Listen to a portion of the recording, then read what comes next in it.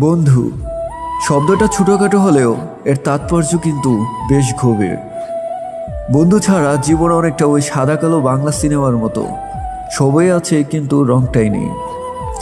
এই বন্ধুরাও না ভারী অদ্ভুত, মোট খারাপ করার একটা সুযোগও তারা ছাড়ে না। সারাক্ষণ উল্টাপাল্টা কথায় মাথা খারাপ করতে থাকে। সেই তারাই আবার কখনো সত্যি সত্যি অনেক বেশি মন খারাপ হলে মন ভালো করার সর্বোচ্চ চেষ্টা করে থাকে। আমরা প্রত্যেকেই এইরকম একটা বন্ধুরই তো অপেক্ষা করে থাকি, যারা আমাদের সব না বলা কথাগুলো বুঝে যায়।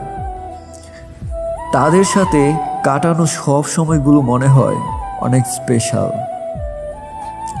যাদের সাথে থাকলে মনে হয় ইস, সময়টা অনেক তাড়াতাড়ি চলে গেল।